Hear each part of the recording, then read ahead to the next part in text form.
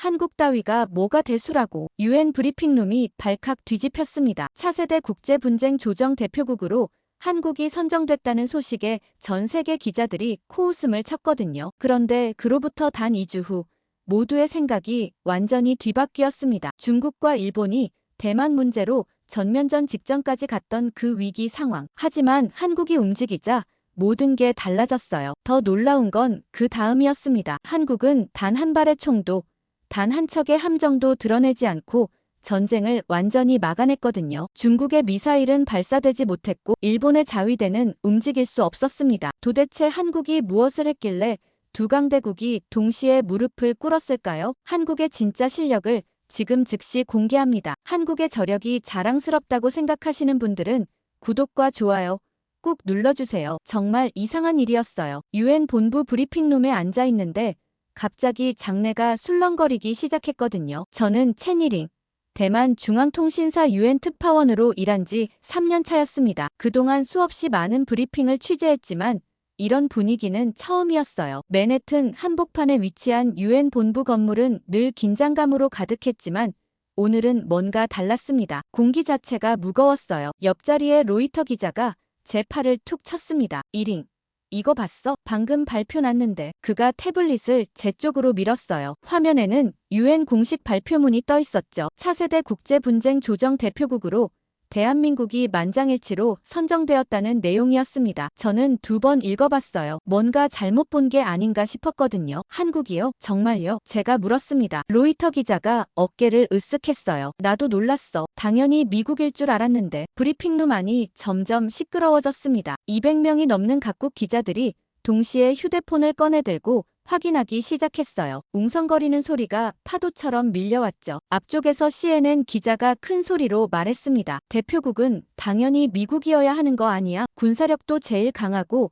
분쟁 조정 경험도 가장 많잖아. 옆에 있던 프랑스 AFP 기자가 거들었어요. 아니면 영국이나 프랑스도 충분히 자격이 있지. 유엔 상임이사국인데 말이야. 일본 NHK 기자도 끼어들었습니다. 일본은 기술력과 경제력을 생각하면 충분히 자격 있어요. 아시아 대표라면 당연히 일본이 맞죠. 독일 기자가 고개를 저었어요. 중국은 솔직히 믿을 수가 없어. 투명성도 없고 인권 문제도 심각하잖아. 브리핑룸이 점점 더 시끄러워졌어요. 기자들이 여기저기서 의견을 쏟아냈죠. 대부분 비슷한 반응이었습니다. 미국이나 일본, 유럽 국가들을 찬양하거나 중국을 비판하는 내용이었어요. 그런데 한국 선정에 대해서는 모두들 고개를 갸웃했습니다. 저도 마찬가지였어요. 왜 하필 한국이지? 분명 실력이 있으니 뽑힌 거겠지만 한국이 이 정도의 영향력이 있었나? 옆에 앉은 인도 타임스 기자가 작은 목소리로 말했어요. 솔직히 한국이 이런 위치에 있을 줄 몰랐는데 우리도 경제 규모로는 비슷한데 말이야. 저도 같은 생각이었습니다. 물론 한국이 발전한 나라라는 건 알고 있었어요. 삼성이나 현대 같은 대기업도 유명하고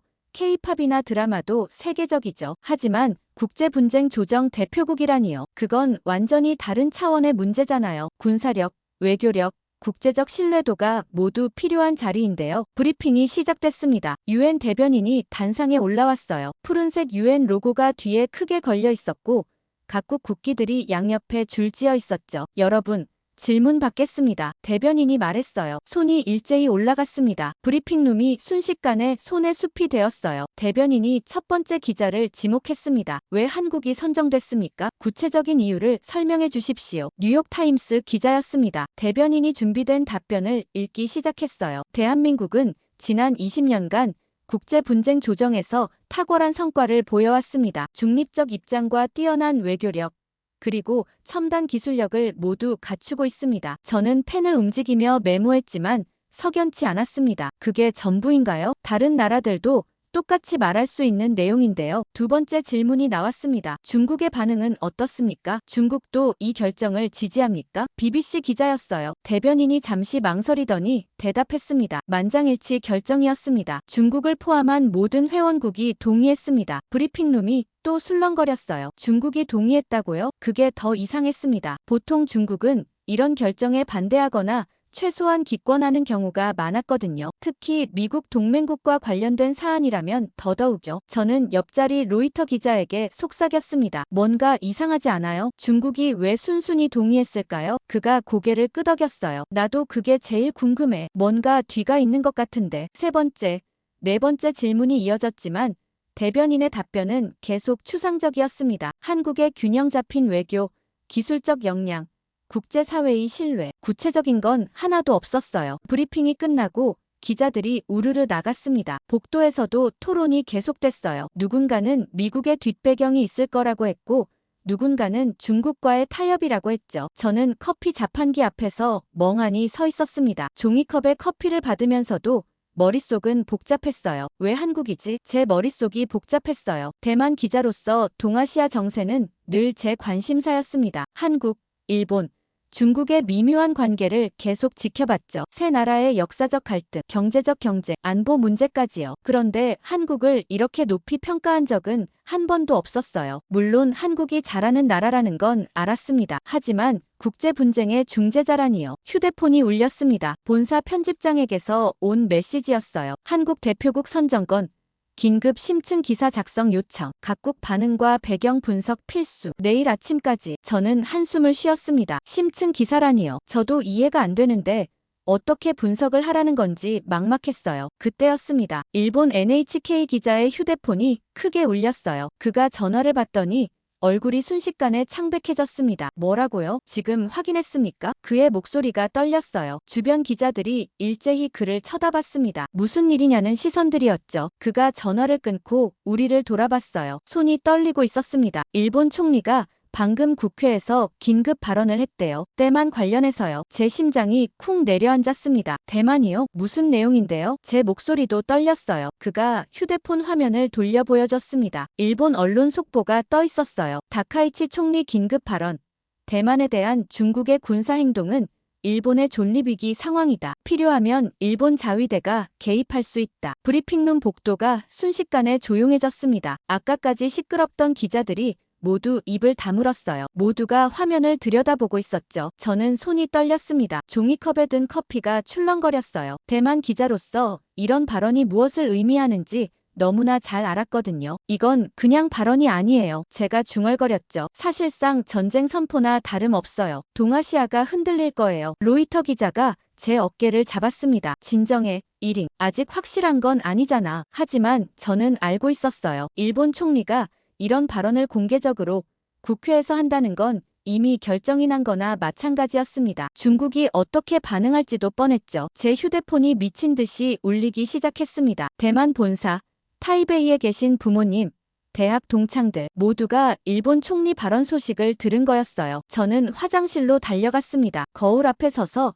찬물로 얼굴을 씻었어요. 고향 타이베이가 떠올랐습니다. 부모님이 계신 집, 자주 가던 스린 야시장, 대학 시절 친구들 모두가 위험해질 수 있다는 생각에 숨이 막혔어요. 손을 씻으면서도 손가락이 떨렸습니다. 대만 기자로 유엔에서 일하면서 늘 각오는 하고 있었지만 막상 이런 순간이 오니 무서웠어요. 화장실을 나오니 복도가 완전히 아수라장이 되어 있었습니다. 아까보다 훨씬 더 심각한 분위기였어요. 기자들이 전화를 걸고 노트북을 두드리며 미친 듯이 움직였죠. CNN은 벌써 생중계 준비를 하고 있었고 BBC는 긴급 분석팀을 소집했다더군요. 제자리로 돌아가는데 로이터 기자가 저를 불렀습니다. 이링, 큰일 났어. 중국 외교부가 성명 냈어. 뭐라고요? 저는 급히 다가갔어요. 그가 노트북 화면을 돌렸습니다. 중국 외교부 공식 웨이보 계정이었어요. 하지만 화면을 보는 순간 저는 얼어붙었습니다. 이건 공식 성명이 아니었어요. 중국 외교부 대변인 개인 계정에서 올라온 글이었는데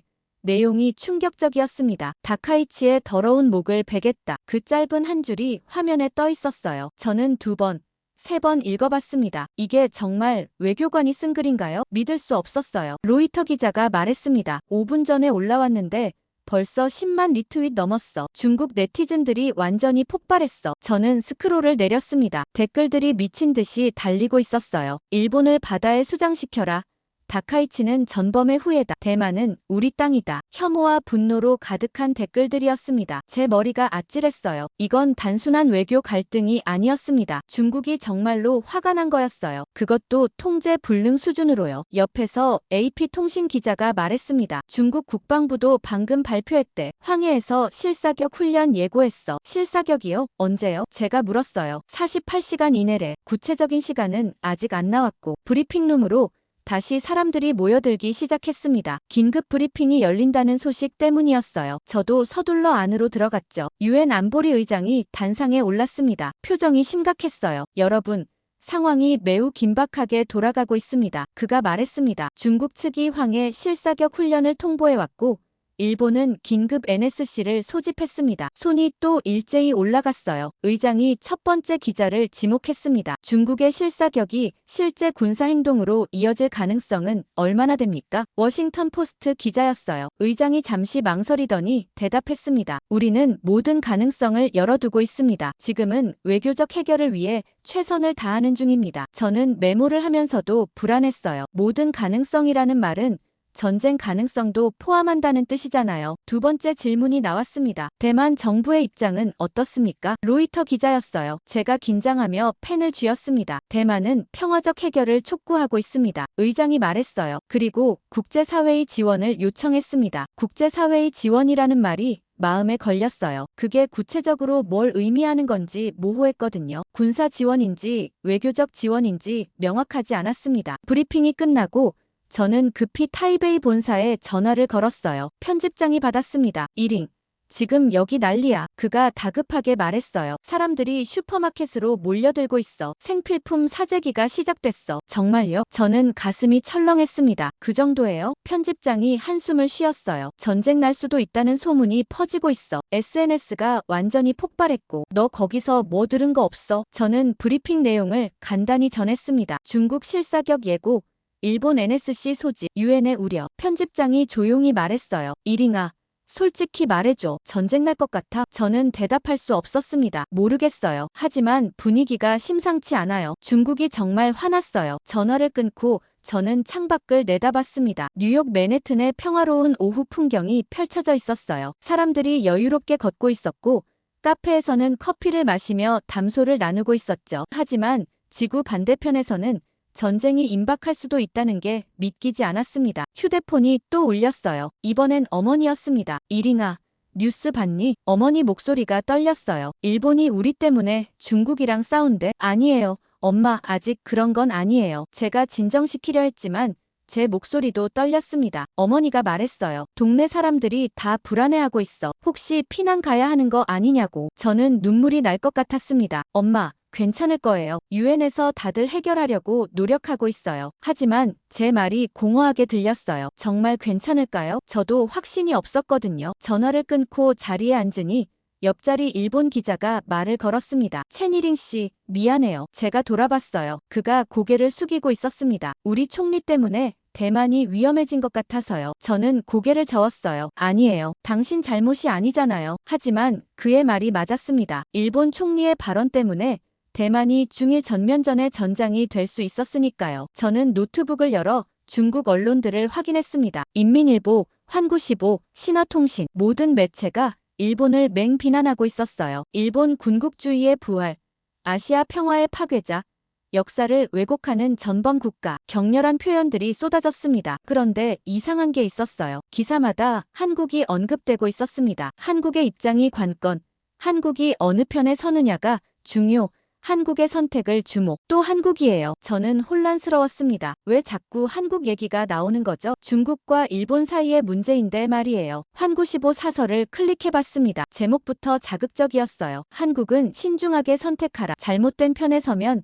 대가를 치를 것이다. 기사를 읽으면서 저는 점점 더 이해가 안 됐습니다. 중국이 한국을 압박하고 있었어요. 동시에 경고하면서도 회유하고 있었죠. 한국이 중국 편에 서면 경제 협력을 확대하겠다. 하지만 일본 편에 서면 심각한 결과를 감수해야 한다. 저는 오전에 있었던 유엔 브리핑이 떠올랐습니다. 한국이 차세대 분쟁 조정 대표국으로 선정된 것, 중국까지 동의한 것, 그리고 지금 이 위기 상황에서 모두가 한국의 입장을 주목하고 있다는 것. 그날 밤 저는 호텔방에서 잠을 이룰 수 없었습니다. 노트북 화면만 멍하니 바라보고 있었어요. 각국 언론 사이트를 오가며 계속 새로 고침을 눌렀죠. 상황은 시간이 갈수록 악화되고 있었습니다. 중국은 실사격 시간을 36시간 후로 못 박았고 일본은 자위대 출동 준비 태세에 들어갔다는 소식이었어요. 새벽 2시쯤 됐을 때 이메일 알림이 떴습니다. 유엔 내부 분석 보고서였어요. 특파원들에게 배포되는 비공개 자료였죠. 제목을 보고 저는 깜짝 놀랐습니다. 한반도 변수가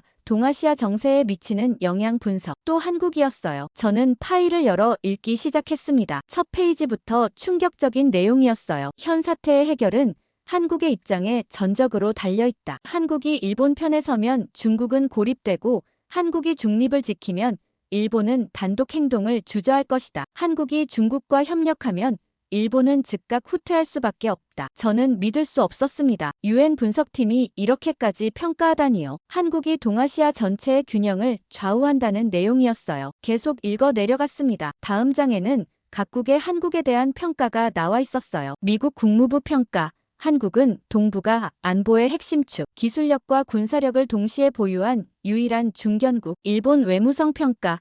한국 없이는 대중국 견제 불가능. 한국의 협조가 절대적. 중국 전략연구소 평가. 한국을 우군으로 만들면 동아시아 주도권 확보 가능. 한국을 적으로 돌리면 전략적 손실 막대. 저는 화면을 뚫어지게 바라봤습니다. 이게 정말 한국에 대한 평가인가요? 제가 알던 한국이 아니었어요. 물론 한국이 발전한 나라라는 건 알았습니다. 하지만 미국, 일본, 중국이 모두 한국의 눈치를 본다니요. 마지막 페이지에는 결론이 적혀 있었습니다. 이번 사태는 한국이 어느 편에 서느냐에 따라 전체 판도가 달라진다. 한국의 선택이 곧 동아시아의 미래다. 저는 노트북을 덮었어요. 머리가 복잡했습니다. 오전에 유엔 브리핑룸에서 느꼈던 의문이 점점 명확해지고 있었어요. 왜 한국이 대표국으로 선정됐는지, 왜 중국까지 동의했는지 이제 조금씩 이해가 되기 시작했습니다. 다음 날 아침 유엔 본부로 출근하는 길에 로이터 기자를 만났습니다. 1인. 어젯밤 보고서 봤어? 그가 물었어요. 봤어요. 믿기지 않더라고요. 저는 솔직하게 말했습니다. 그가 고개를 끄덕였어요. 나도 처음엔 과장이라고 생각했어. 근데 아침에 워싱턴 본사에서 확인받았거든. 미국 정부도 똑같은 분석 결과를 내놨대. 정말요? 미국도요? 그래. 국무부 고위 관계자가 브리핑에서 말했대. 이번 사태 해결의 열쇠는 한국이 쥐고 있다고. 저는 할 말을 잃었습니다. 미국까지 그렇게 평가한다면 이건 과장이 아니라 사실이라는 뜻이잖아요. 사무실에 도착하니 편집회의 소집 통지가 와 있었습니다. 30분 후 회의실에 모였어요. 각국 특파원들이 모두 모였죠. 편집국장이 화면을 켰습니다. 여러분, 오늘부터 취재 방향을 바꿉니다. 그가 말했어요. 중국과 일본도 중요하지만 핵심은 한국입니다. 한국의 움직임을 집중 취재하세요. 손이 올라갔습니다. AP통신 기자였어요. 구체적으로 무엇을 취재하면 됩니까? 국장이 답했습니다. 한국 정부의 입장, 한국 여론의 반응, 한국 전문가들의 분석, 모든 것을 다뤄야 합니다. 저도 손을 들었어요. 왜 갑자기 한국이 이렇게 중요해진 건가요? 국장이 저를 바라봤습니다. 갑자기가 아니에요. 채니링 씨, 우리가 몰랐을 뿐이죠. 한국은 이미 오래전부터 동아시아의 균형자였어요. 그 말이 충격적이었습니다. 우리가 몰랐을 뿐이라니요. 저는 국제 정세를 다루는 기자인데 이런 중요한 사실을 모르고 있었다는 게 부끄러웠어요. 회의가 끝나고 제자리로 돌아왔습니다. 일본 NHK 기자가 다가왔어요. 채니링 씨, 방금 도쿄에서 연락 왔는데요. 그가 조용히 말했습니다. 우리 외무성에서 한국 외교부에 긴급 연락을 취했대요. 무슨 내용인데요? 제가 물었죠. 한국의 지원을 요청했대요. 그가 한숨을 쉬었어요. 한국 없이는 중국을 상대할 수 없다는 판단이래요. 저는 놀랐습니다. 일본이 한국에게 도움을 청하다니요. 일본은 늘 자신들이 아시아의 리더라고 생각했었는데 말이에요. 중국 신화통신 기자도 비슷한 얘기를 했어요. 우리 정부도 한국과 접촉을 시도하고 있대요. 그가 작은 목소리로 말했습니다. 한국이 중재에 나서주길 바란다는 거죠. 저는 점점 더 혼란스러웠습니다. 중국도 일본도 모두 한국을 찾고 있었어요. 적대하는 두 나라가 동시에 같은 나라를 의지하고 있다는 게 신기했죠. 점심시간에 저는 유엔 도서관으로 갔습니다. 한국 관련 자료를 찾아보고 싶었어요. 사서에게 물었습니다. 한국의 국제분쟁 조정 사례 자료가 있나요? 사서가 고개를 끄덕이며 서가로 안내했어요. 여기 있습니다. 최근 20년간 기록이에요. 저는 파일들을 꺼내 읽기 시작했습니다. 놀라운 내용들이 가득했어요. 2005년 북핵 육자회담 중재, 2010년 중일 어업 분쟁 조정, 2015년 남중국해 갈등 완화, 2020년 미중 무역전쟁 중재 시도. 한국이 이렇게 많은 역할을 해왔다는 걸 저는 전혀 몰랐습니다. 더 놀라운 건 성공률이었어요. 한국이 중재에 나선 사례의 80% 이상이 평화적으로 해결됐더군요. 저는 메모를 하면서 생각했습니다. 한국이 정말 이런 나라였구나. 저는 왜 이걸 몰랐을까요? 도서관을 나오니 휴대폰에 본사 메시지가 와 있었습니다. 긴급 한국 관련 심층 취재 지시, 서울 파견 고려 중, 대기바람, 서울이요? 저는 가슴이 두근거렸습니다. 한국에 직접 가서 취재를 하라는 건가요? 저녁 무렵 편집국장에게서 전화가 왔습니다. 채니링, 내일 서울로 가. 그가 단도직입적으로 말했어요. 거기서 직접 취재해. 한국이 어떻게 움직이는지 현장에서 봐야 해. 그리고 우리 쪽 정보원 K가 연락을 줄 거야. 알겠습니다. 저는 대답했지만 떨렸습니다. 서울은 처음이었거든요. 그날 밤 호텔에서 짐을 싸면서 저는 생각했습니다. 왜 한국인가? 왜 세계가 한국을 중심으로 주목하는가? 유엔 브리핑룸에서 시작된 의문이 점점 커지고 있었어요. 하지만 동시에 기대도 됐습니다. 서울에 가면 답을 찾을 수 있을 것 같았거든요. 다음 날 오후 인천공항에 도착했습니다. 비행기에서 내리자마자 한국의 공기가 느껴졌어요. 뉴욕과는 다른 분위기였죠. 공항은 깨끗하고 현대적이었습니다. 안내판들이 한글, 영어, 중국어, 일본어로 친절하게 표시되어 있었어요. 입국 심사를 마치고 게이트를 나서는데 휴대폰이 울렸습니다. 모르는 번호였어요. 받아볼까 망설이다가 통화 버튼을 눌렀습니다. 채니링 기자님이십니까? 남자 목소리였어요. 네, 맞는데요. 누구시죠? 제가 조심스럽게 물었습니다. 정보원 K입니다. 그가 말했어요. 지금 당장 청와대 근처로 가보세요. 중국 외교부 차관이 방금 청사로 들어갔습니다. 뭐라고요? 저는 깜짝 놀랐습니다. 중국 차관이요? 확실합니까? 제 눈으로 직접 봤습니다. 그의 목소리가 단호했어요. 서둘러야 합니다. 1시간 안에 나올 겁니다. 전화가 끊겼습니다. 저는 멍하니 서 있었어요. 이게 무슨 상황인가요? 도착하자마자 중국 차관이 왔다니 급히 택시를 잡아 타고 청와대 방향으로 갔습니다. 기사님, 빨리 가주세요. 제가 다급하게 말했죠. 기사가 고개를 끄덕이며 속도를 높였어요. 서울 시내를 달리는 동안 저는 창밖을 바라봤습니다. 높은 빌딩들, 깨끗한 도로, 질서정연하게 움직이는 차량들. 생각보다 훨씬 발전된 도시였어요. 30분쯤 걸려서 청와대 근처에 도착했습니다. 그런데 어디로 가야 할지 막막했어요. 청와대는 경비가 삼엄해서 가까이 갈 수도 없었거든요. 휴대폰이 다시 울렸습니다. 아까 그 번호였어요. 청와대 정문 맞은편 카페로 오세요. 제가 기다리고 있겠습니다. 저는 주위를 둘러봤습니다. 길 건너편에 작은 카페가 보였어요. 신호를 기다려 건너가서 카페 문을 열었습니다. 안은 한적했어요. 손님이 몇 명 없었죠. 창가 자리에 30대로 보이는 남자가 앉아 있었습니다. 양복 차림이었고 노트북을 펼쳐놓고 있었어요. 그가 저를 보더니 고개를 끄덕였습니다. 저는 그의 맞은편에 앉았어요. 누구십니까? 제가 먼저 물었습니다. 그가 명함을 건넸어요. 이름은 가명이었고 직함은 정보 분석가라고 적혀 있었죠. 편집장님이 어떻게 이런 사람을 알고 있는지 궁금하기도 했죠. 아무튼 K는 한국이 이번 위기의 핵심이라고 설명했어요. 그러면서 중국이 한국에 고개 숙였어요. 한국이 움직여야 중국도 움직입니다. 라고 설명했죠. 저는 믿을 수 없었습니다. 중국이 한국에 고개를 숙였다고요? 그게 무슨 뜻이에요? K가 노트북을 돌려 보여줬습니다. 화면에는 청와대 정문 CCTV 화면이 떠 있었어요. 검은색 차량이 들어가는 장면이었죠. 1시간 전 영상입니다. K가 설명했어요. 중국 외교부 차관 리창 일행입니다. 비공개 방문이에요. 언론에도 알리지 않았죠. 왜 비공개로 왔을까요? 제가 물었습니다. K가 웃었어요. 중국이 한국에 부탁하러 온 걸 세상에 알리고 싶겠습니까? 중국의 체면상 불가능하죠. 저는 메모를 하기 시작했습니다. 구체적으로 무슨 얘기를 나눴는지 아세요? K가 잠시 망설이더니 말했습니다. 말했어요. 제가 아는 선에서 말씀드리죠. 중국은 한국에게 중재를 요청했습니다. 일본과의 대화 창구를 만들어 달라고요. 중국이 직접 일본과 대화하면 안 되나요? 제가 의아해하며 물었죠. K가 고개를 저었어요. 지금 상황에서 중국이 일본에 먼저 손 내밀면 약점으로 보입니다. 하지만 한국이 중재하면 체면을 지키면서도 대화할 수 있죠. 저는 점점 이해가 되기 시작했습니다. 한국이 완충 역할을 한다는 거군요. K가 고개를 끄덕였어요. 맞습니다. 그리고 중국은 한국에게 조건을 제시했어요. 한국이 일본 편만 들지 말아달라고요. 대신 경제 협력과 기술 교류를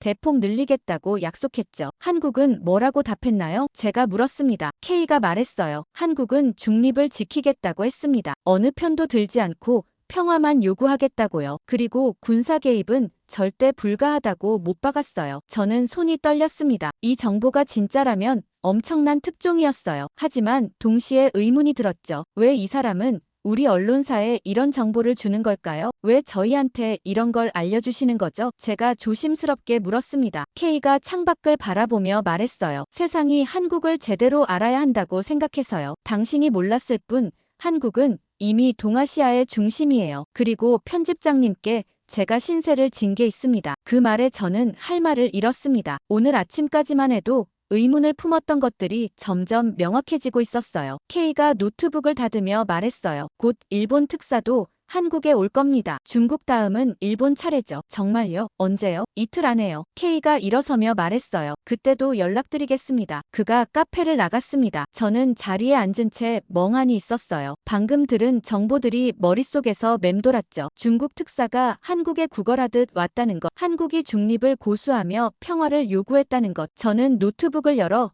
기사를 쓰기 시작했습니다. 하지만 손이 떨려서 제대로 타이핑이 안 됐어요. 이 내용을 어떻게 써야 할까요? 증거도 없고 익명의 정보원이 준 정보인데요. 본사 편집장에게 전화를 걸었습니다. 국장님, 중요한 정보를 입수했습니다. 저는 K가 알려준 내용을 전했어요. 편집장이 놀란 목소리로 말했습니다. 정말 확실해? 증거는 있어? 영상은 봤는데 대화 내용은 정보원에게서 들은 겁니다. 저는 솔직하게 말했어요. 편집장이 잠시 생각하더니 말했습니다. 일단 보류해. 추가 확인이 필요해. 하지만 계속 취재는 해. 전화를 끊고 저는 한숨을 쉬었습니다. 당연한 결정이었어요. 하지만 제 안에서는 확신이 들고 있었습니다. K가 준 정보는 진짜였어요. 한국은 정말로 이번 위기의 중심에 있었습니다. 이틀 후 휴대폰이 다시 울렸습니다. K였어요. 오늘 오후 2시 인천공항 VIP 라운지를 주목하세요. 그가 짧게 말하고 끊었습니다. 저는 서둘러 호텔을 나섰어요. 택시를 타고 인천공항으로 향했죠. K의 정보가 맞는다면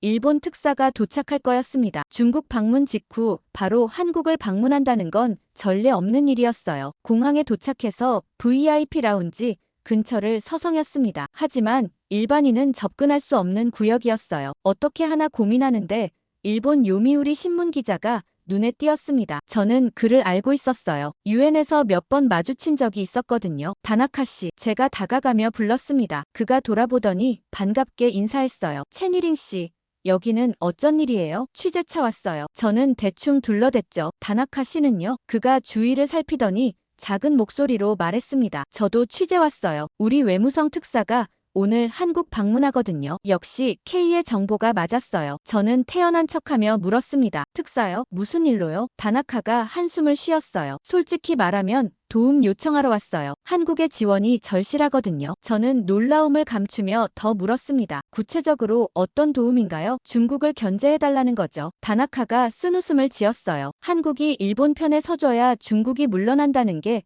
우리 정부 판단이에요. 한국 없이는 중국을 상대할 수 없다고 봐요. 그 말이 충격적이었습니다. 일본이 한국에게 이렇게까지 의존한다니요. 일본은 늘 자신들이 아시아의 맹주라고 생각하지 않았나요? 다나카가 제 표정을 보고 말했어요. 놀라시는군요. 저도 처음엔 믿기 힘들었어요. 하지만 현실이에요. 한국의 군사력과 기술력 없이는 중국을 막을 수 없어요. 그때 VIP 라운지 쪽에서 움직임이 보였습니다. 경호원들이 나타나더니 주변을 정리하기 시작했어요. 곧 정장을 입은 일본인 일행이 나왔습니다. 저는 멀리서 사진을 찍었어요. 다나카가 속삭였습니다. 저분이 우리 외무성 차관 요시다입니다. 중국 방문 직후 바로 한국으로 온 거예요. 중국 다음에 한국이라는 게 의미심장했습니다. 우선순위가 바뀐 거였어요. 예전 같으면 미국 다음이 한국이었을 텐데 이제는 중국과 동급으로 취급하는 거였죠. 일본 특사 일행이 대기 중인 차량에 올라탔습니다. 저는 다나카에게 물었어요. 어디로 가는 건가요? 외교부 청사요. 다나카가 답했어요. 한국 측 고위 관계자와 비공개 회담 예정이래요. 회담 내용은 아세요? 제가 물었죠. 다나카가 망설이더니 말했습니다. 완전히 확실하진 않지만 제가 아는 선에서 말씀드릴게요. 우리 특사는 한국의 중국 견제를 요청할 겁니다. 그리고 한미일 공조 강화를 제안할 거예요. 한국이 뭐라고 할 것 같아요? 제가 물었어요. 다나카가 고개를 저었습니다. 글쎄요. 한국은 똑똑해요. 쉽게 한쪽 편을 들지 않을 거예요. 우리는 그게 제일 걱정이에요. 저는 메모를 했습니다. 중국은 한국에게 중립을 요청했고 일본은 한국에게 자기 편이 되어달라고 요청하는 거였어요. 한국은 어떤 선택을 할까요? 다나카와 헤어지고 저는 외교부 청사 근처로 향했습니다. K에게 문자를 보냈어요. 회담 내용 알 수 있을까요? 30분쯤 후에 답장이 왔습니다. 저녁에 만나요. 그날 저녁 다시 그 카페에서 K를 만났습니다. 그가 커피를 앞에 놓고 말했어요. 일본 특사 회담 끝났어요. 어땠나요? 제가 급하게 물었습니다. K가 노트 한 장을 건넸어요. 거기에는 회담 요지가 적혀 있었죠. 일본 측 한국이야말로 동북아 안보의 핵심입니다. 한국이 우리와 함께 중국을 견제해 주십시오. 한미일 공조를 더욱 강화합시다. 한국 측 우리는 어느 한편의 편을 들 수 없습니다. 평화와 안정이 최우선입니다. 대만 문제를 명분으로 전쟁을 일으키면 안 됩니다. 저는 메모를 읽으며 놀랐습니다. 한국이 일본의 요청을 거절한 거였어요. 하지만 부드럽게 거절한 거였죠. 전쟁 반대라는 원칙만 명확히 한 거였습니다. 한국이 대단하네요. 제가 중얼거렸어요. K가 웃었습니다. 이게 한국 외교의 힘이에요. 누구 편도 들지 않으면서 모두에게 영향력을 행사하죠. 일본은 어떻게 받아들였나요? 제가 물었습니다. 실망했죠. K가 솔직하게 말했어요. 하지만 한국의 입장을 존중할 수밖에 없어요. 한국을 적으로 돌리면 더 위험하니까요. 저는 점점 느꼈습니다. 한국은 누군가의 편이 아니라 동아시아 전체의 균형을 잡는 역할을 하고 있었어요. 중국과 일본이 모두 한국을 필요로 하지만 한국은 독자적인 길을 가고 있었죠. K가 덧붙였어요. 내일 미국 대사도 한국 외교부를 방문할 겁니다. 미국도요? 제가 놀라서 물었습니다. 당연하죠. K가 말했어요. 미국도 한국 없이는 이 사태를 해결할 수 없어요. 한국이 어떻게 움직이느냐가 미국 전략의 핵심이거든요. 저는 호텔로 돌아와서 노트북을 열었습니다. 오늘 있었던 일들을 정리하기 시작했어요. 일본 특사의 방문, 한국에 대한 호소, 그리고 한국의 단호한 중립선언. 기사를 쓰면서 저는 깨달았습니다. 한국이 이번 위기의 핵심이라는 것을요. 중국도 일본도 미국도 모두 한국의 선택을 기다리고 있었어요. 하지만 한국은 어느 편도 들지 않았습니다. 대신 평화라는 원칙만 고수했죠. 이게 한국이 강한 이유구나. 저는 생각했습니다. 군사력이나 경제력만이 아니라 외교적 균형 감각이 한국을 강하게 만든 거였어요. 다음 날 아침 본사에서 연락이 왔습니다. 편집장이었어요. 1위, 내 취재 내용이 대만에서 큰 반향을 일으키고 있어. 정말요? 저는 놀랐습니다. 사람들이 한국을 다시 보기 시작했어. 편집장이 말했어요. 계속 취재해. 한국이 어떻게 이 위기를 해결하는지 끝까지 지켜봐. 전화를 끊고 저는 창밖을 바라봤습니다. 서울의 아침 풍경이 펼쳐져 있었어요. 분주하게 움직이는 사람들, 질서정연한 교통, 높이 솟은 빌딩들. 이 나라가 동아시아의 평화를 좌우하고 있다는 게 신기했습니다. 며칠 후 K에게서 또 연락이 왔습니다. 중요한 정보가 있어요. 오늘 저녁 만나요. 저는 이제 K를 신뢰하게 됐어요. 그가 준 정보는 한 번도 틀린 적이 없었거든요. 저녁 7시에 명동의 한 조용한 식당에서 만났습니다. K가 먼저 입을 열었어요. 채니린 기자.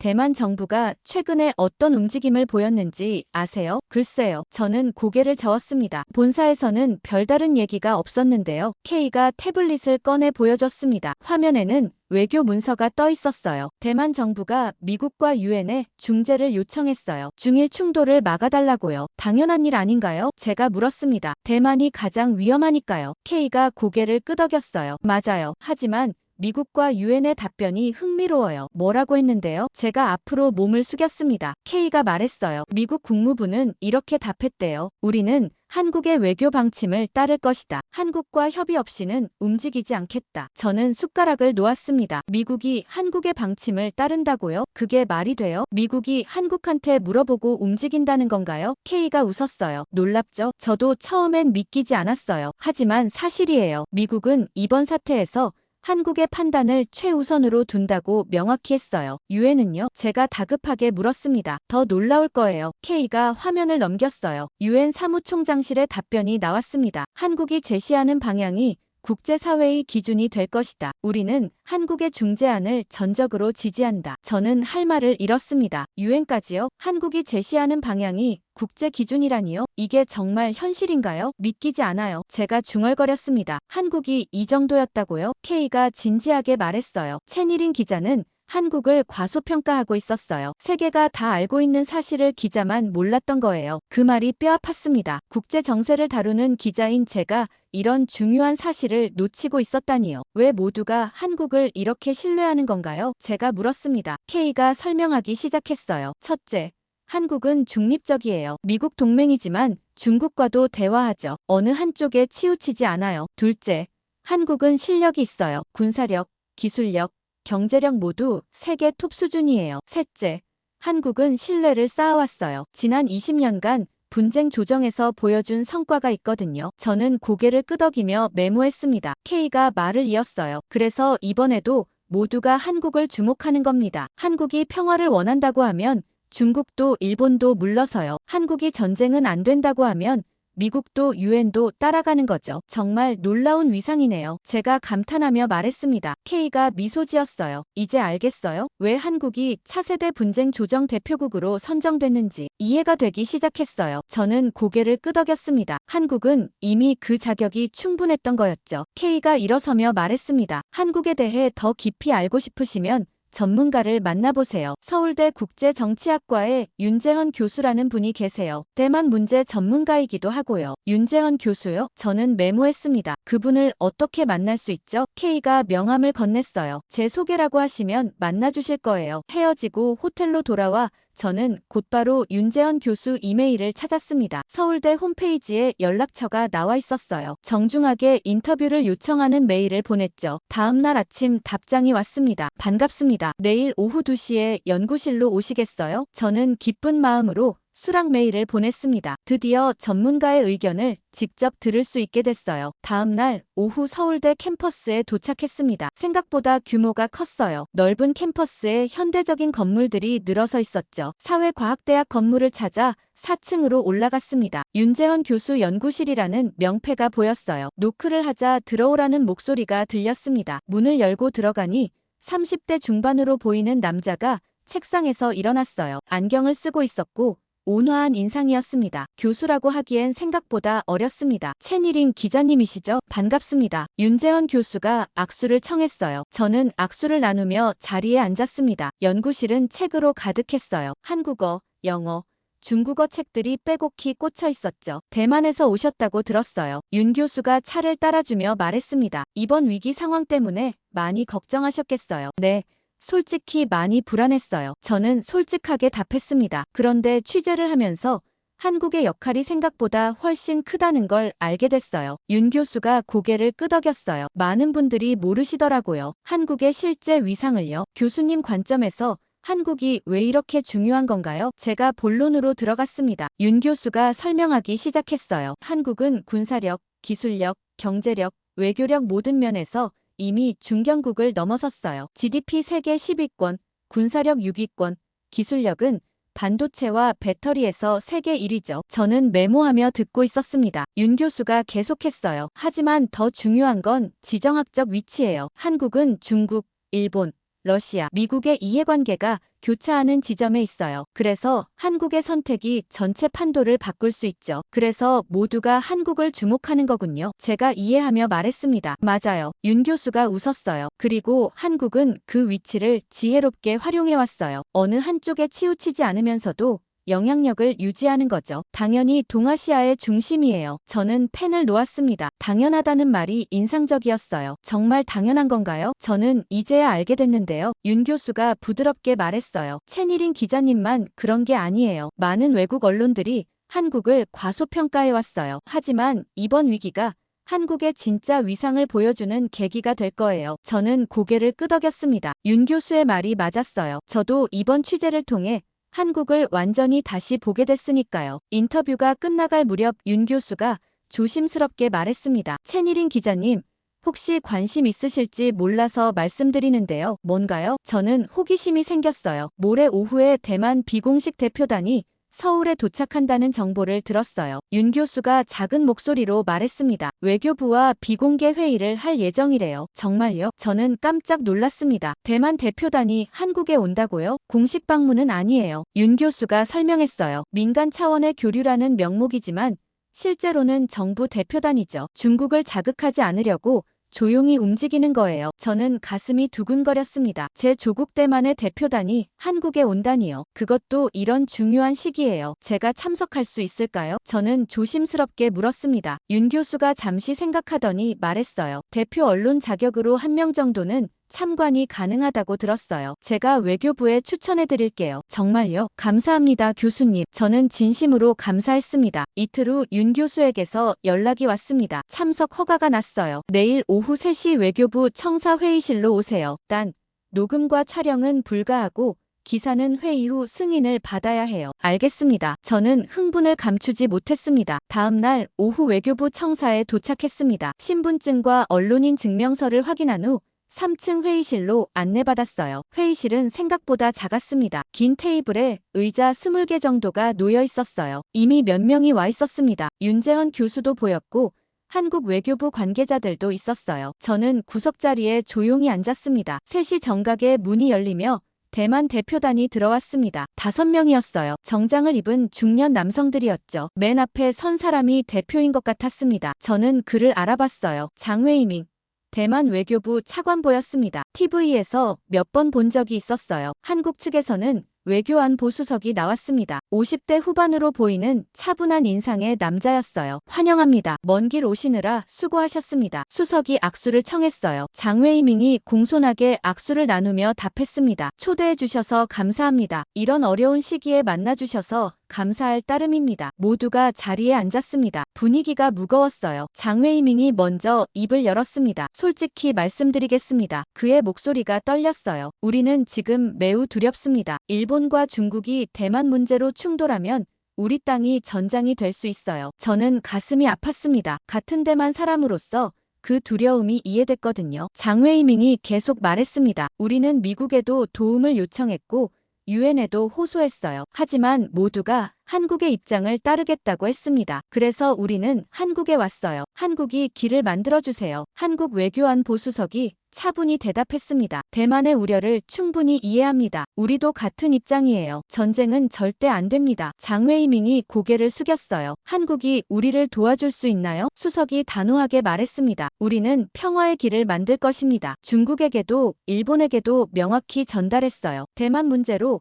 무력 충돌은 용납할 수 없다고요. 정말 그렇게 하셨나요? 장웨이밍이 놀란 표정으로 물었습니다. 그렇습니다. 수석이 고개를 끄덕였어요. 우리는 대만의 선택을 존중합니다. 대만 사람들이 원하는 미래를 스스로 결정해야 한다고 믿어요. 그리고 그 과정에서 무력이 개입되어선 안 됩니다. 저는 눈가가 뜨거워졌습니다. 한국이 대만을 이렇게 존중한다니요. 그동안 만난 어떤 나라도 이런 말을 해준 적이 없었어요. 미국도 일본도 대만을 전략적 가치로만 봤지 대만 사람의 의지를 존중한다는 말은 하지 않았거든요. 대만 대표단 중 한 명이 말했습니다. 하지만 중국이 듣겠습니까? 그들은 대만을 자기네 땅이라고 주장하는데요. 수석이 답했어요. 그래서 우리가 중국을 설득하고 있습니다. 무력 사용은 국제법 위반이고 지역 안정을 해친다고요. 일본에게도 똑같이 말했어요. 대만을 명분으로 군사행동을 하면 안 된다고요. 장웨이밍이 떨리는 목소리로 물었습니다. 정말 가능할까요? 전쟁을 막을 수 있을까요? 수석이 단호하게 대답했습니다. 우리가 막을 것입니다. 한국은 이번 사태를 평화적으로 해결할 능력이 있어요. 그리고 국제사회도 우리를 지지하고 있습니다. 회의실이 잠시 조용해졌습니다. 장웨이밍이 고개를 숙였어요. 눈시울이 붉어진 것 같았습니다. 감사합니다. 그가 간신히 말했어요. 한국이 있어서 다행입니다. 저는 눈물을 참았습니다. 제 조국이 이렇게 다른 나라의 도움을 구하는 모습이 슬프면서도 한국이 손을 내밀어준 것이 감사했어요. 윤재헌 교수가 발언권을 얻었습니다. 대만은 민주주의 국가입니다. 그가 말했어요. 한국도 민주주의를 위해 싸워온 역사가 있어요. 우리는 대만의 선택과 자유를 지지합니다. 그 말에 대만 대표단이 모두 고개를 숙여 인사했습니다. 회의는 1시간 정도 계속됐어요. 구체적인 협력 방안들이 논의됐습니다. 한국은 중국과 일본 사이에서 중재 역할을 하겠다고 약속했어요. 동시에 대만의 안전을 최우선으로 고려하겠다고 했죠. 회의가 끝나고 사람들이 일어섰습니다. 장웨이밍이 한국 수석에게 다가가 깊이 인사했어요. 수석이 그의 손을 잡으며 말했습니다. 걱정 마세요. 한국이 함께 있습니다. 대표단이 회의실을 나갔습니다. 저는 자리에 앉은 채 눈물을 닦았어요. 윤재헌 교수가 다가왔습니다. 채니린 기자님, 괜찮으세요? 네, 괜찮아요. 저는 고개를 끄덕였습니다. 다만 감동적이었어요. 한국이 우리를 이렇게 존중해주다니요. 윤 교수가 미소 지었어요. 한국도 약소국이었던 시절이 있었어요. 그래서 대만의 처지를 이해하는 거죠. 저는 노트북을 열어 메모를 정리했습니다. 오늘 본 것은 단순한 외교 회의가 아니었어요. 한 나라가 다른 나라의 두려움을 진심으로 이해하고 도우려는 모습이었죠. 그날 저녁 호텔로 돌아와 기사를 썼습니다. 대만 대표단의 절박함, 한국의 진심 어린 약속, 평화를 향한 의지, 모든 것을 담으려 노력했어요. 기사를 송고하고 창밖을 바라봤습니다. 서울의 야경이 아름다웠어요. 이 도시가, 이 나라가 동아시아의 평화를 지키고 있다는 게 믿기지 않으면서도 감사했습니다. 다음 날 아침 일찍 전화벨 소리에 잠이 깼습니다. K였어요. 큰일 났어요. 그의 목소리가 급했습니다. 뭔데요? 저는 얼른 일어나 앉았어요. 중국이 황해 실사격 시간을 확정했어요. K가 다급하게 말했습니다. 24시간 후래요. 내일 오후 2시에 시작한대요. 정말요? 저는 심장이 쿵 내려앉았습니다. 그렇게 빨리요? 네. K가 말했어요. 지금 전 세계가 비상모드로 들어갔어요. 한국 국방부 출입 기자단 등록하셨죠? 거기로 가보세요. 전화를 끊고 급히 옷을 갈아입었습니다. 뉴스를 켜니 이미 속보로 나오고 있었어요. 중국 국방부 발표. 24시간 후 황해 실사격 훈련 실시. 일본 자위대 최고 경계 태세 돌입. 미국 칠함대 대기 명령. 각국 언론이 긴급 뉴스를 쏟아내고 있었습니다. 저는 서둘러 국방부로 향했어요. 택시 안에서도 계속 뉴스를 확인했죠. 상황이 심각했습니다. 국방부 청사에 도착하니 이미 기자들로 붐비고 있었어요. 각국 방송사 중계차들이 줄지어 서 있었고 카메라들이 건물을 향하고 있었죠. 출입증을 확인받고 안으로 들어갔습니다. 브리핑룸에는 이미 100명이 넘는 기자들이 모여 있었어요. 긴장된 표정들이었습니다. 로이터 기자가 저를 보고 손을 흔들었어요. 이링, 여기. 제가 그 옆에 앉자 그가 작은 목소리로 말했습니다. 지금 국방부 상황실이 비상체제래. 모든 부서가 24시간 가동 중이래요. 한국도 대응 준비 중인가요? 제가 물었습니다. 당연하지. 그가 고개를 끄덕였어요. 군도 최고 경계 태세고 청와대에서는 NSC가 계속 열리고 있대. 저는 주위를 둘러봤습니다. CNN, BBC, NHK, 신화통신까지 모두 모여 있었어요. 전 세계가 이 순간을 주목하고 있었습니다. 브리핑이 시작됐습니다. 국방부 대변인이 단상에 올랐어요. 표정이 심각했습니다. 여러분, 현재 상황을 브리핑하겠습니다. 그가 말했어요. 중국이 내일 오후 2시 황해에서 실사격 훈련을 실시한다고 통보해왔습니다. 우리 군은 이에 대비해 경계 태세를 강화했습니다. 손이 일제히 올라갔습니다. 대변인이 첫 번째 기자를 지목했어요. 실사격이 한국을 겨냥한 건가요? AP통신 기자였습니다. 대변인이 조심스럽게 답했어요. 공식적으로는 정례 훈련이라고 하지만 시기와 장소를 고려하면 정치적 의도가 있다고 봅니다. 두 번째 질문이 나왔습니다. 한국은 어떻게 대응할 계획입니까? 요미우리 신문 기자였어요. 우리는 모든 상황을 예의주시하고 있습니다. 대변인이 말했습니다. 필요시 적절한 조치를 취할 것입니다. 구체적인 건 말씀드릴 수 없습니다. 저는 메모를 하면서도 불안했습니다. 적절한 조치라는 게 뭘까요? 군사적 대응을 의미하는 건가요? 세 번째 질문이 나왔어요. 중국이 한국도 공격할 가능성은 얼마나 됩니까? 뉴욕타임스 기자였습니다. 브리핑룸이 숨을 죽였어요. 모두가 대변인의 답변을 기다렸죠. 대변인이 잠시 망설이더니 말했습니다. 우리는 모든 시나리오를 열어두고 대비하고 있습니다. 그 말이 더 무섭게 들렸어요. 모든 시나리오라는 건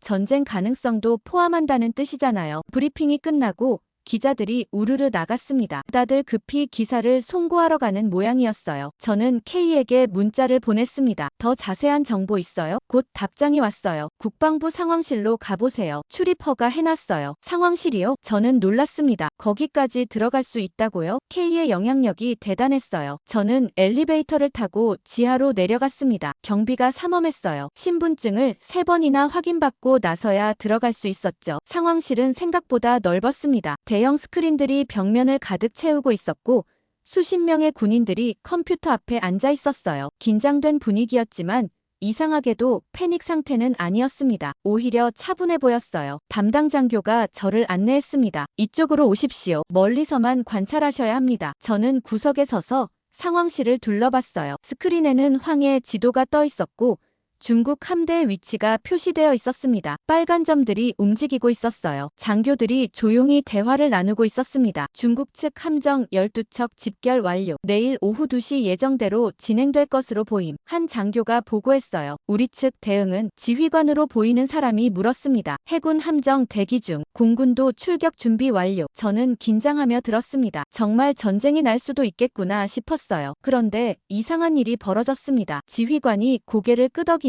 말했어요. 좋아, 계획대로 진행하자. 작게 29-X 준비 상황은? 작게 29-X. 저는 생소한 용어였어요. 군사작전 계획인 것 같았지만 구체적으로 뭔지 몰랐죠. 준비 완료했습니다. 다른 장교가 답했어요. 언제든 실행 가능합니다. 지휘관이 시계를 봤습니다. 내일 오후 1시 30분에 개시한다. 중국 실사격 30분 전이다. 저는 메모를 했습니다. 작게 29-X. 내일 오후 1시 30분 개시. 하지만 그게 무엇인지는 알 수 없었어요. 상황실을 나와 다시 K에게 연락했습니다. 작게 29-X가 뭐예요? K의 답장이 왔어요. 그건 말할 수 없어요. 내일 알게 될 겁니다. 답답했지만 더 이상 물을 수 없었습니다. 저는 호텔로 돌아와 SNS를 확인했어요. 전 세계가 난리였습니다. 중국 네티즌들은 일본을 향한 분노를 쏟아내고 있었고 일본 네티즌들은 자위대 출동을 요구하고 있었어요. 대만 SNS는 공포로 가득했습니다. 전쟁 나는 거 아니냐, 대만으로 미사일 날아오는 거 아니냐, 가족들과 피난 가야 하나. 제 타임라인이 두려움으로 넘쳤어요. 어머니에게서 전화가 왔습니다. 이링아, 뉴스 봤니? 내일 중국이 미사일 쏜대. 엄마 목소리가 떨렸어요. 실사격 훈련이에요, 엄마. 제가 진정시키려 했습니다. 괜찮을 거예요. 하지만 제 목소리도 떨렸습니다. 정말 괜찮을까요? 내일 오후 2시에 무슨 일이 벌어질까요? 전화를 끊고 창밖을 바라봤습니다. 서울의 밤은 평화로워 보였어요. 하지만 24시간 후면 모든 게 달라질 수 있었습니다. 그날 밤 잠을 이룰 수 없었습니다. 계속 뒤척이며 시계만 봤어요. 시간은 무심하게 흘러갔고 내일은 점점 가까워지고 있었습니다. 다음 날 아침 일찍 K에게서 연락이 왔습니다. 오늘 낮 12시 국방부 특별 취재실로 오세요. 무슨 일인가요? 제가 물었지만 K는 답하지 않았어요. 그냥 오세요. 후회하지 않을 겁니다. 저는 서둘러 준비하고 국방부로 향했습니다. 택시 안에서 뉴스를 확인했어요. 전 세계 언론이 카운트다운을 하고 있었습니다. 중국 실사격까지 2시간, 동아시아 운명의 시간. 국방부에 도착하니 K가 로비에서 기다리고 있었어요. 빨리 오세요. 그가 저를 이끌었습니다. 엘리베이터를 타고 지하 3층으로 내려갔어요. 어제 왔던 상황실보다 더 깊은 곳이었습니다. 여기는 어디예요? 제가 물었습니다. 특별 상황실이에요. K가 말했어요. 오늘 작전을 지휘하는 곳이죠. 작전이요? 무슨 작전인데요? K가 미소 지었어요. 곧 보게 될 겁니다. 두꺼운 철문이 열렸습니다. 안은 첨단 장비로 가득했어요. 대형 스크린들이 벽면을 채우고 있었고 수십 명의 군인들이 긴장된 표정으로 모니터를 응시하고 있었죠. 저는 구석자리에 앉았습니다. 다른 기자는 한 명도 없었어요. 저만 특별히 허가받은 모양이었습니다. 정오가 되자 작전이 시작됐습니다. 지휘관이 명령을 내렸어요. 청룡, 현재 위치 보고하라. 스피커에서 목소리가 들려왔습니다. 청룡입니다. 목표 지점 50km 전방. 은밀 접근 중. 청룡이요? 저는 옆에 있던 장교에게 작은 목소리로 물었습니다. 뭔가요? 장교가 잠깐 저를 보더니 대답했어요. 우리 해군 최신형 잠수함입니다. 지금 황해 깊은 곳에서 작전 중이에요. 잠수함이요? 저는 깜짝 놀랐습니다. 무슨 작전을 하는 건가요? 장교는 더 이상 답하지 않았어요. 다시 모니터에 집중했죠. 스크린에는 해저 지도가 표시되어 있었습니다. 파란 점 하나가 천천히 움직이고 있었어요. 청룡이었습니다. 목표 지점 30km 전방. 청룡의 보고가 계속 들어왔어요. 중국 함대 탐지됨. 12척 확인. 지휘관이 명령했습니다. 접근 계속. 사이버팀 준비 상황은 스크린 하나가 전환됐습니다. 다른 방에서 근무하는 것처럼 보이는 군인들이 나타났어요. 컴퓨터 앞에 앉아 있었습니다. 사이버팀 준비 완료. 목표 시스템 분석 완료했습니다. 한 장교가 보고했어요. 사이버팀이요? 저는 혼란스러웠습니다. 잠수함이랑 사이버가 무슨 관계가 있죠? K가 제 옆으로 와서 작은 목소리로 설명했어요. 청룡이 중국 군사 네트워크에 접근하고 있어요. 초단파 데이터 전송 시스템으로요. 뭐라고요? 저는 믿을 수 없었습니다. 잠수함으로 해킹을 한다고요? K가 고개를 끄덕였어요. 최첨단 기술이에요. 바닷속에서 상대방 통신망에 침투할 수 있죠. 1시 30분이 됐습니다. 지휘관이 명령을 내렸어요. 작게 29-X 개시. 청룡. 신호 전송 시작하라. 청룡 수신. 신호 전송 개시합니다. 스크린에 복잡한 데이터들이 흐르기 시작했습니다. 숫자와 코드들이 빠르게 지나갔어요. 저는 숨을 죽이고 지켜봤습니다. 사이버팀 화면이 변했어요. 중국어로 된 인터페이스가 나타났습니다. 목표 시스템 접근 30초 전. 한 장교가 카운트다운을 시작했어요. 20초, 10초, 5초. 방화벽 돌파 완료. 발사 통제 시스템 접속 성공. 환호성이 터져 나왔습니다. 저는 입을 다물지 못했어요. 정말로 중국 군사 시스템에 침투한 거였습니다. 스크린 하나가 중국 측 상황실을 보여주기 시작했어요. 해킹을 통해 그들의 내부 통신까지 들을 수 있게 된 거였죠. 중국 군인들의 목소리가 들려왔습니다. 왜 시스템이 안 움직여? 뭐가 문제야? 당황하는 소리였어요. 발사 코드가 다운됐습니다. 재부팅 시도 중입니다. 다른 목소리가 들렸어요. 더 급박했습니다. 누가 우리 시스템에 들어왔어? 이건 해킹이야? 어떻게 이게 가능해? 한국 상황실이 조용해졌습니다. 모두가 스크린을 뚫어지게 바라보고 있었어요. 중국 측의 혼란이 실시간으로 전해지고 있었습니다. 발사 버튼이 작동하지 않습니다. 중국 장교의 다급한 목소리가 들렸어요. 실사격 불가능합니다. 지휘관이 조용히 말했습니다. 성공이다. 이제 중국은 쏠 수 없다. 저는 손이 떨렸습니다. 믿을 수 없는 장면이었어요. 한국이 전쟁을 막은 거였습니다. 미사일 한 발 쏘지 않고 한 명의 병사도 투입하지 않고요. K가 제 옆에서 속삭였어요. 이게 한국의 진짜 실력이에요. 군사력만이 아니라 기술력으로 전쟁을 막는 거죠. 중국 측 통신이 계속 들려왔습니다. 시스템 복구 불가. 백업 시스템도 다운됐습니다. 대체 누가 이런 짓을 한 거야? 완전히 패닉 상태였어요. 한국 지휘관이 명령했습니다. 청룡.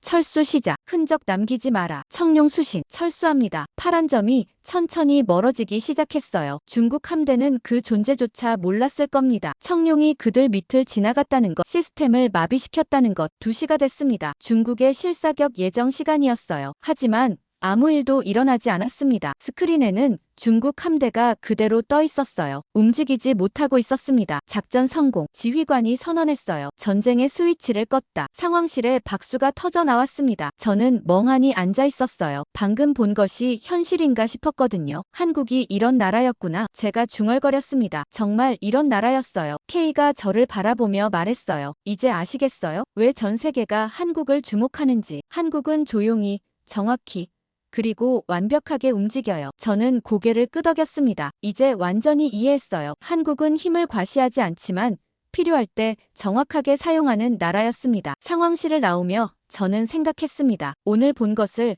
어떻게 기사로 쓸 수 있을까요? 이건 너무나 중요한 정보인데요. K가 말했어요. 지금 당장은 쓸 수 없어요. 하지만 나중에 공개될 겁니다. 그때 세상이 알게 되겠죠. 한국이 어떻게 전쟁을 막았는지요. 저는 노트북에 본 것을 자세히 기록했습니다. 언젠가 쓸 날을 위해서요. 오늘은 제가 평생 잊지 못할 날이 될 것 같았습니다. 한국이 세계를 구한 날이었으니까요. 오후 3시가 됐을 때 세상은 혼란에 빠졌습니다. 중국의 실사격이 예정 시간을 1시간이나 넘겼는데도 아무 일도 일어나지 않았거든요. 저는 특별 상황실에서 계속 지켜보고 있었어요. 중국 측 통신이 여전히 모니터되고 있었습니다. 그들의 패닉 상태가 점점 심해지고 있었어요. 발사 시스템이 완전히 먹통입니다. 중국 장교의 다급한 목소리가 들렸어요. 수동 조작도 불가능합니다. 어떻게 된 거야? 지휘관으로 보이는 사람이 소리쳤습니다. 백업 시스템은 그것도 다운됐습니까? 모든 시스템이 작동하지 않습니다. 다른 장교가 보고했어요. 재부팅을 여러 번 시도했지만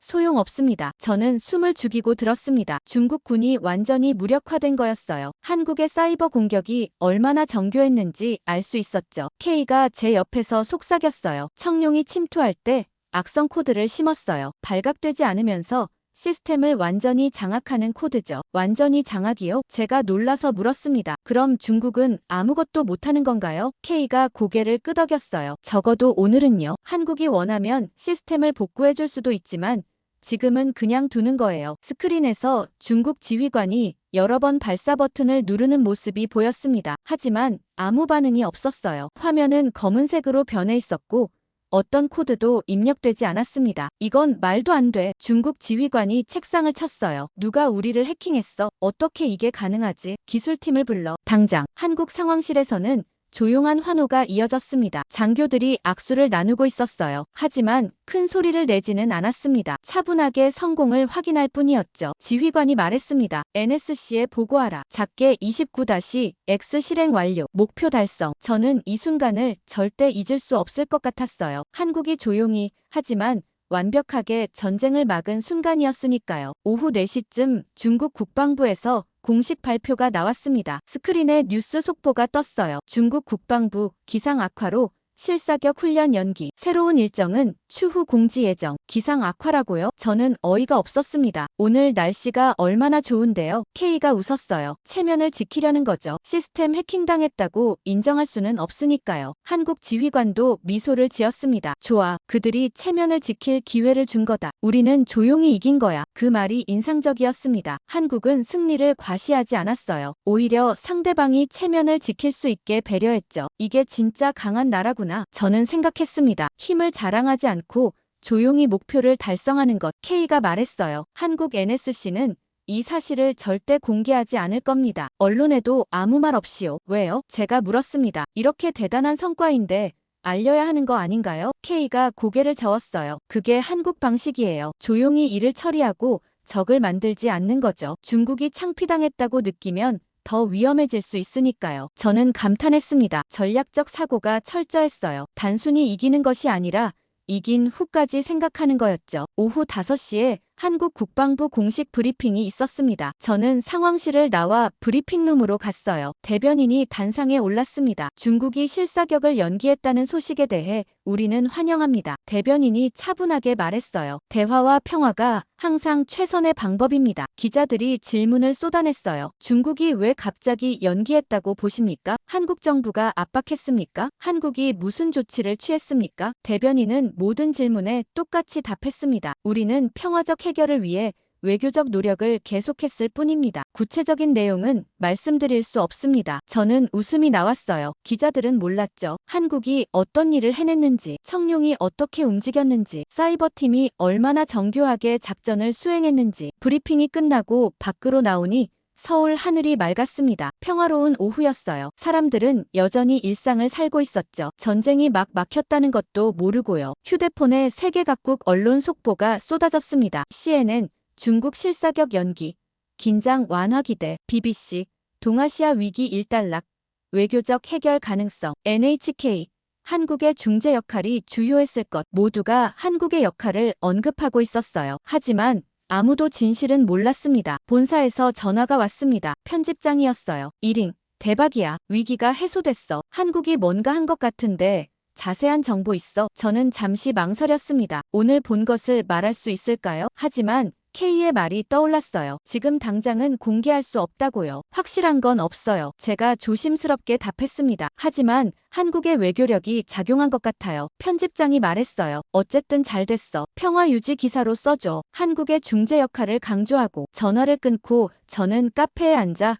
기사를 쓰기 시작했습니다. 오늘 본 것을 직접 쓸 수는 없었지만 한국의 역할만큼은 명확히 할 수 있었어요. 한국의 조용한 외교가 전쟁을 막았다. 표면적으로는 중국이 스스로 연기한 것처럼 보이지만 배후에는 한국의 치밀한 전략이 있었다. 한국은 어느 편도 들지 않으면서 모두를 만족시키는 해법을 찾아냈다. 기사를 쓰면서 저는 확신했습니다. 한국은 정말로 동아시아의 중심이었어요. 군사력으로 위협하지 않고 기술력으로 문제를 해결하는 나라였죠. 해가 지고 서울의 밤이 찾아왔습니다. 저는 호텔 창가에 서서 도시를 내려다봤어요. 불빛들이 반짝이고 있었습니다. 이 평화로운 밤이 얼마나 소중한지 이제 알았어요. 한국이 지켜낸 평화였으니까요. 다음 날 아침 K에게서 연락이 왔습니다. 오늘 중요한 회의가 열려요. 한국 외교부에서요. 무슨 회의요? 제가 물었습니다. 3자 조정 회의요. K가 말했어요. 중국과 일본 대표가 한국에서 만나요. 한국이 중재하는 자리죠. 정말요? 저는 놀랐습니다. 중국과 일본이 한자리에 앉는다고요? 네. K가 확인해줬어요. 실사격이 무산된 후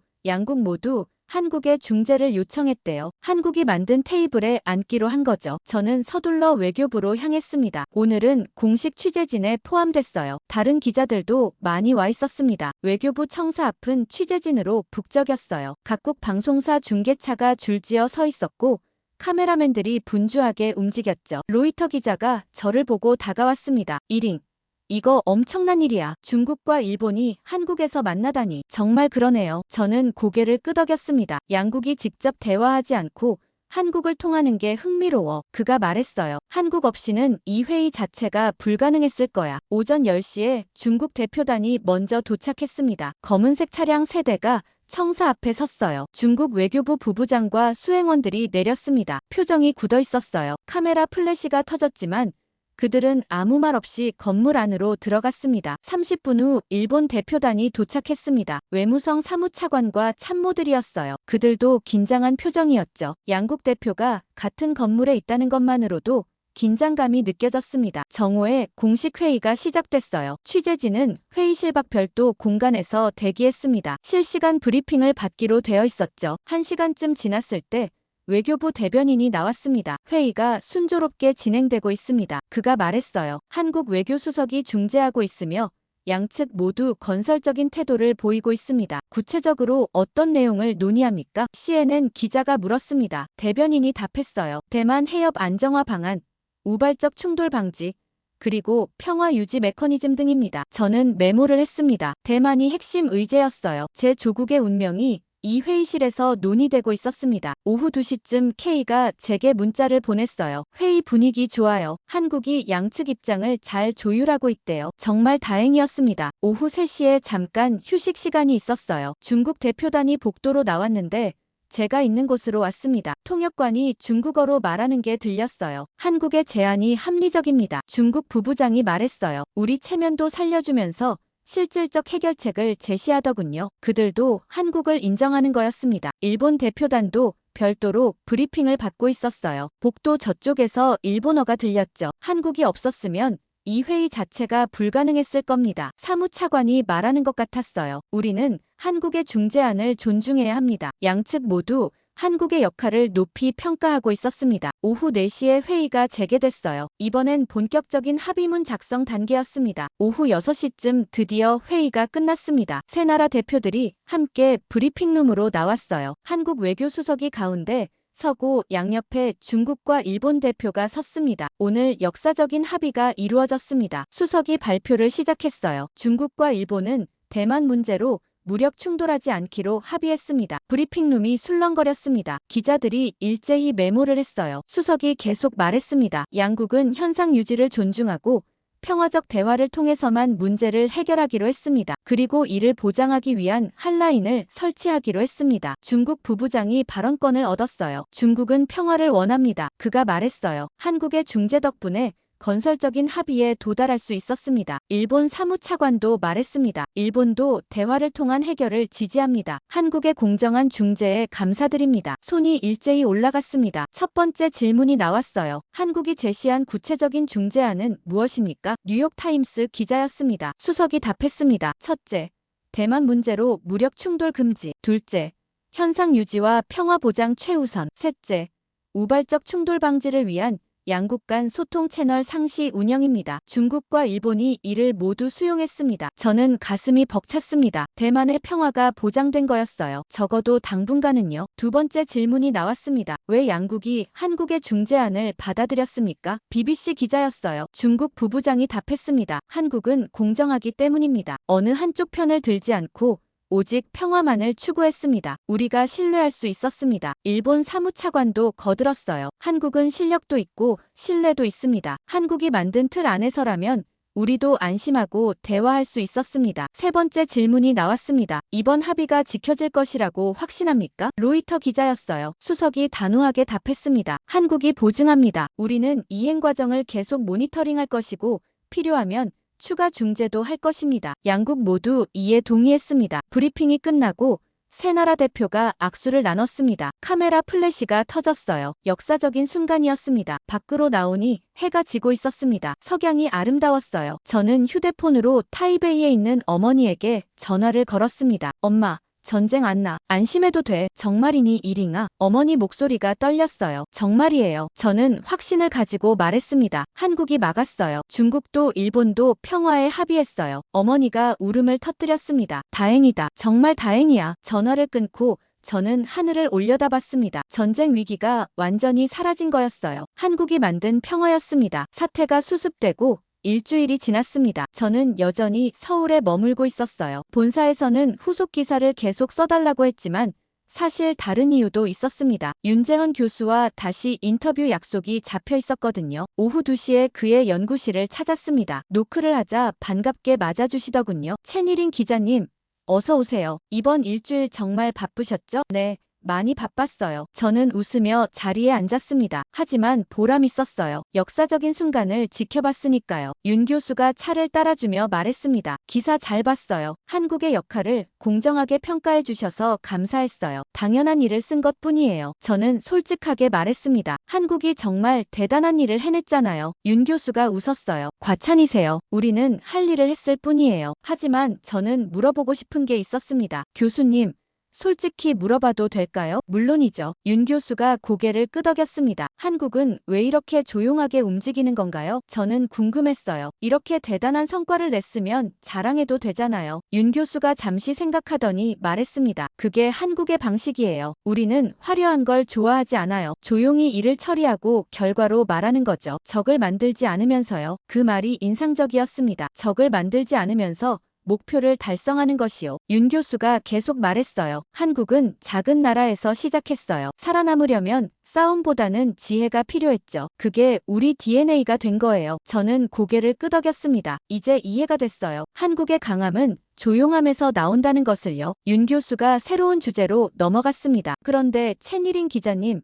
대만에 대해 제 의견을 말씀드려도 될까요? 물론이죠. 저는 귀를 기울였습니다. 대만도 한국처럼 강한 중립국 전략을 세울 때가 왔어요. 윤 교수가 진지하게 말했습니다. 어느 한쪽에 의존하지 말고 독자적인 힘을 키우는 거죠. 가능할까요? 저는 조심스럽게 물었습니다. 우리는 한국보다 작고 약한데요. 윤 교수가 고개를 저었어요. 대만은 반도체 기술로 세계 최고잖아요. 그게 바로 힘이에요. 기술력을 바탕으로 외교력을 키우면 돼요. 한국도 그렇게 했고요. 그 말이 희망처럼 들렸습니다. 대만도 할 수 있다는 것이요. 인터뷰가 끝나갈 무렵 윤 교수가 시계를 보며 말했습니다. 벌써 이 시간이네요. 혹시 저녁 약속 있으세요? 아니요. 저는 고개를 저었습니다. 그럼 제가 대접하고 싶은데요. 윤 교수가 웃으며 말했어요. 근처에 맛있는 김치찌개집이 있어요. 가시겠어요? 좋아요. 저는 흔쾌히 대답했습니다. 사실 한국 음식이 먹고 싶었거든요. 대학 정문을 나와 10분쯤 걸었습니다. 골목 안쪽에 작은 식당이 있었어요. 손님들로 붐비고 있었죠. 여기가 맛집이에요. 윤 교수가 말했습니다. 교수들이 자주 오는 곳이에요. 안으로 들어가 자리에 앉았습니다. 윤 교수가 주문했어요. 김치찌개 둘이요. 그리고 공기밥이랑 반찬 주세요. 음식이 나왔습니다. 빨갛게 끓는 김치찌개에서 김이 모락모락 올라왔어요. 반찬도 가짓수가 많았죠. 맛있게 드세요. 윤 교수가 말했습니다. 한 숟가락 떠먹었습니다. 얼큰하고 시원한 맛이 입안에 퍼졌어요. 정말 맛있네요. 제가 감탄하며 말했습니다. 그죠? 윤 교수가 웃었어요. 이 집이 30년 됐대요. 밥을 먹으면서 우리는 가벼운 얘기들을 나눴습니다. 대만의 음식 문화, 한국의 사계절, 서울의 명소들, 업무와 관련 없는 편안한 대화였어요. 윤 교수가 물었습니다. 서울은 어때요? 마음에 드세요? 처음엔 취재하러 온 거였는데 저는 솔직하게 말했어요. 지금은 이 도시가 좋아요. 사람들도 친절하고 음식도 맛있고요. 윤 교수가 미소 지었습니다. 서울은 그런 곳이에요. 겉으로는 차가워 보이지만 속은 따뜻한 도시죠. 저는 그의 미소를 보며 생각했습니다. 이 사람도 그런 것 같아요. 처음엔 학자처럼 진지해 보였는데 지금은 편안하고 따뜻하더군요. 밥을 다 먹고 윤 교수가 말했습니다. 채니린 기자님, 한 가지만 더 말씀드려도 될까요? 네, 말씀하세요. 대만도 소중한 나라예요. 윤 교수가 진심 어린 표정으로 말했습니다. 한국은 대만을 응원해요. 대만 사람들이 선택한 길을 존중하고요. 그 말에 가슴이 뭉클했습니다. 지난 일주일 동안 느꼈던 한국에 대한 감사함이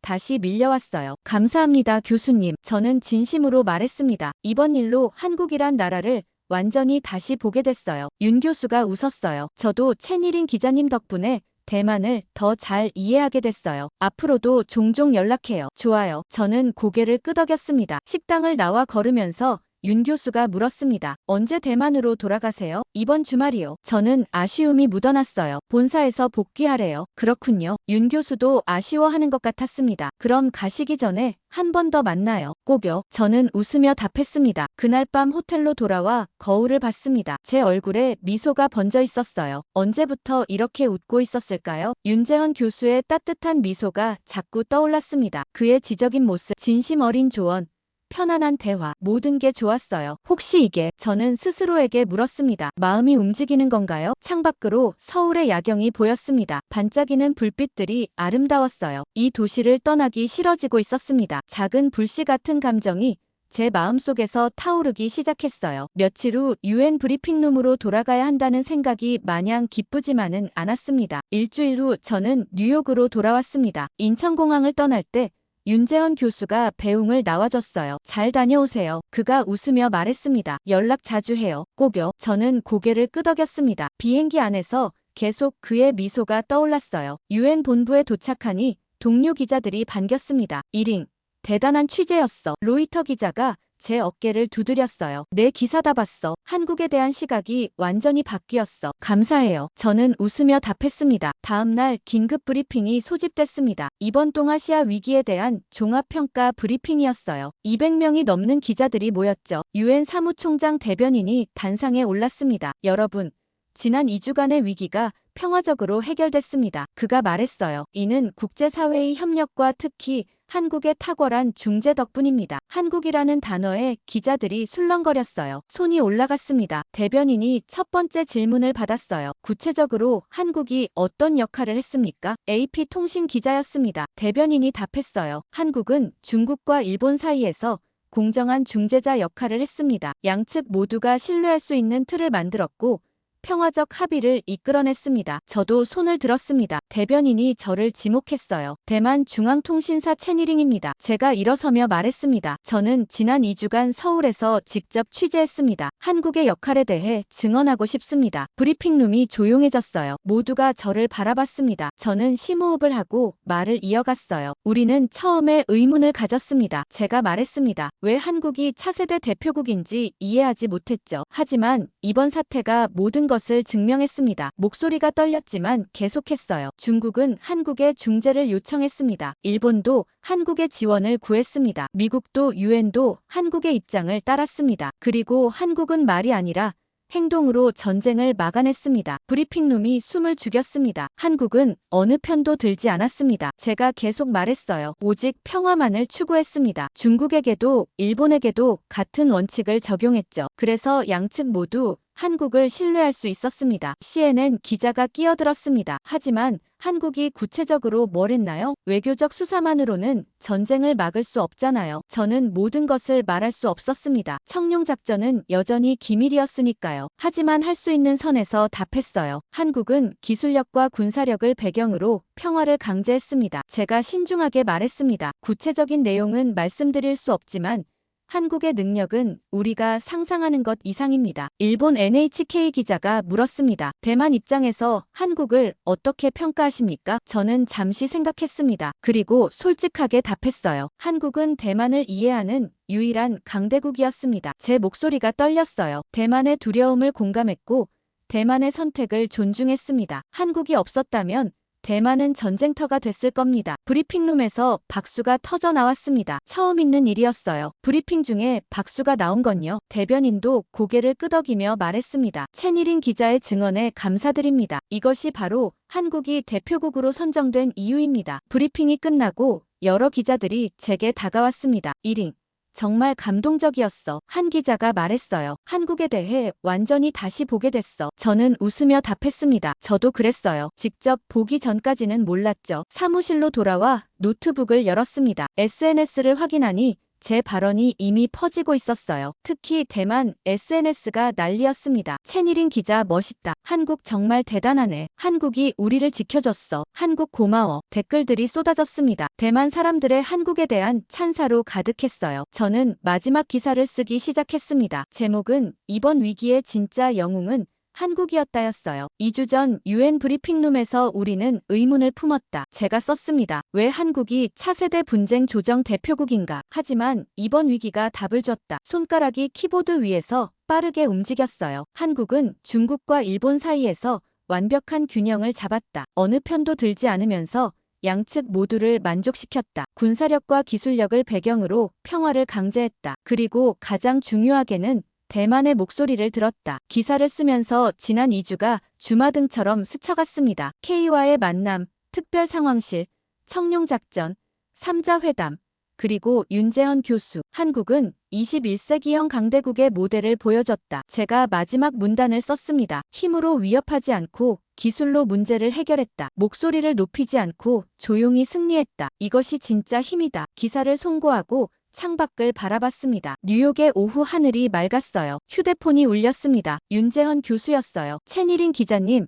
브리핑 영상 봤어요. 정말 감사해요. 당연한 말을 한 것뿐이에요. 저는 웃으며 답했습니다. 교수님 덕분에 많이 배웠어요. 윤 교수가 말했습니다. 다음에 뉴욕 가면 연락드릴게요. 아니면 서울에 또 오시거나요. 꼭 오세요. 저는 기대에 찬 목소리로 말했습니다. 기다릴게요. 전화를 끊고 미소가 번졌습니다. 이번 취재는 단순히 특종을 넘어선 의미가 있었어요. 한국이라는 나라를 발견했고 윤재헌이라는 사람을 만났으니까요. 저녁 무렵 편집장에게서 전화가 왔습니다. 1위, 내 기사가 대만에서 최고 조회수 기록했어. 정말요? 저는 놀랐습니다. 사람들이 한국에 대해 정말 관심이 많더라. 편집장이 말했어요. 좋은 취재였어. 이번 일로 내 이름도 많이 알려졌고 감사합니다. 저는 진심으로 감사했습니다. UN 브리핑룸 복도를 걸으며 저는 생각했습니다. 2주 전 이곳에서 시작된 의문이 이제는 확신이 됐어요. 한국은 정말로 동아시아의 중심이었고 세계가 주목하는 나라였습니다. 그리고 저는 그 진실을 세상에 알렸습니다. 이번 위기의 진짜 영웅은 한국이었다. 그 문장이